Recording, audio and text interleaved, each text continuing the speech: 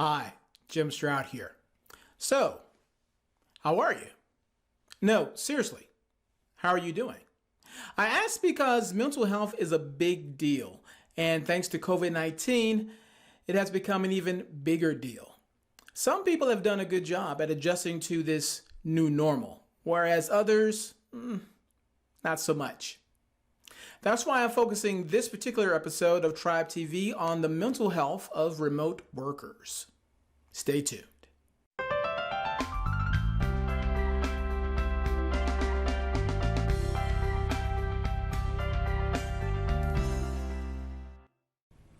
Although things are not 100% back to the way they were, there is a sense of optimism that the worst is finally over. There's been talk that a U.S. economic recovery could begin as early as the third quarter, with 2.3 million jobs on average being posted a month. And then there are a lot of workers out there who were forced to work from home have decided, you know what? I kind of like it. As a matter of fact, check out this poll from, thank you, this poll from Gallup that says here, 3 in 5 U.S. workers who have been doing their jobs from home during the coronavirus pandemic would prefer to continue to work remotely as much as possible once public health restrictions are lifted. In contrast, 41% would prefer to return to their workplace or office to work as they did before the crisis.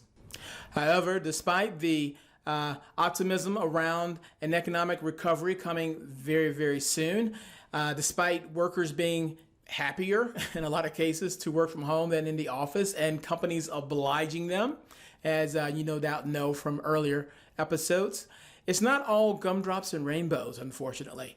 Although so many people love working from home, there is a substantial amount of people that are having a hard time dealing with it, especially during this pandemic. Let me quote from Let me quote from the other one. Let me quote from this article from the Human Resource Director, and it reads this. What? Oh, sorry. It says this, not reads this. They know what I meant. Okay, this is the quote. More than 7 in 10 professionals today are suffering from burnout in the wake of the coronavirus pandemic. The biggest setback for workers is the lack of separation between their work and private life, according to a new study from professional feedback platform Blind. In mid-February, 61% of respondents said they were burning out on the job, with their unmanageable workload cited as the main stressor, 25.3%. Fast forward to the weeks leading up to the pandemic, and 73% are now feeling exhausted for the following reasons.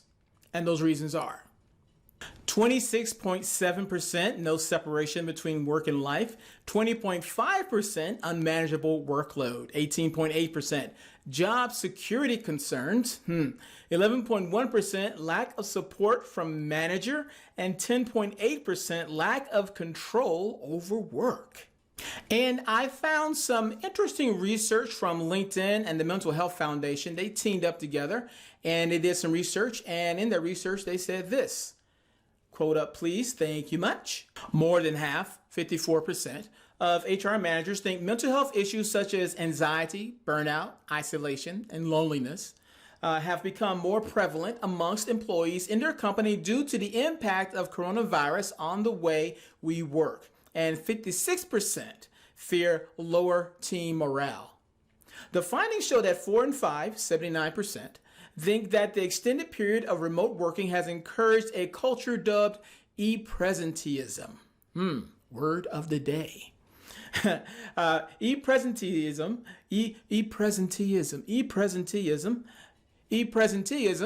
meaning employees feel that they should be online and available as much as possible, even if out of hours or if they are unwell.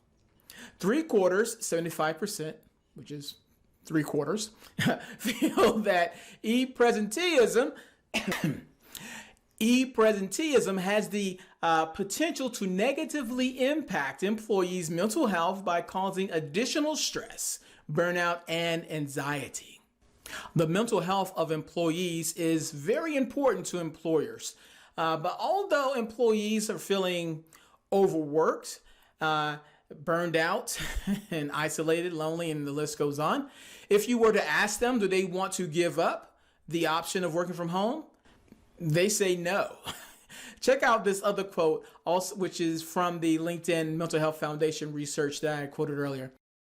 86% say remote working is having a negative impact on their health as they feel the need to prove to bosses that they are working hard and deserve to keep their jobs. On average, those that are working from home are clocking up an extra 28 hours of monthly overtime since the lockdown, equaling to nearly 4 days work. As a result, nearly a third, 31%, say they are now sleeping badly. 30% have experienced rising anxiety, and 24% admit their mental health is suffering. But despite the struggles of working from home full time, 2 in 5, 44%, have reported that they feel more connected to their family. More than half, 54%, can also see the benefits that come with working from home and would like their employer to give them the option to do so more often when the lockdown is over.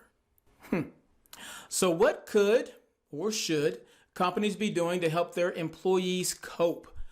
Well, if you have mental health resources available for your employees, you may want to remind them. Surprisingly enough,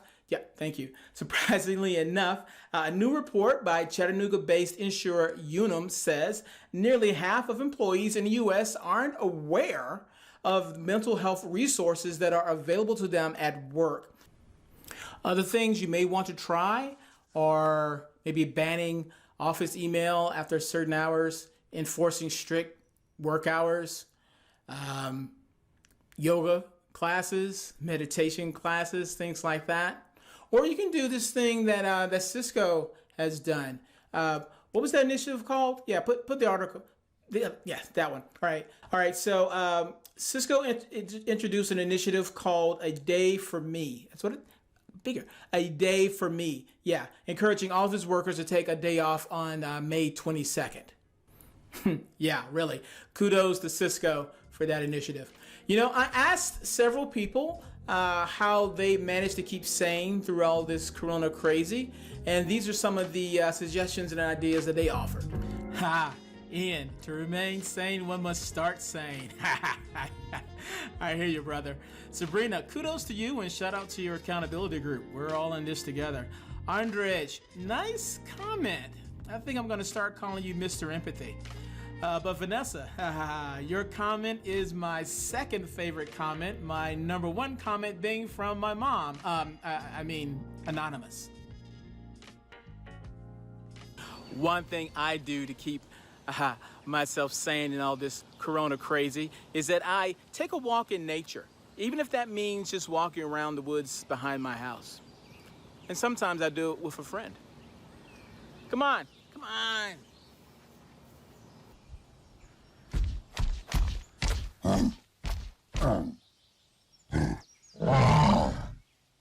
Hey, Bigfoot, you coming? Come on. Ignore the camera. People don't think you exist anyway.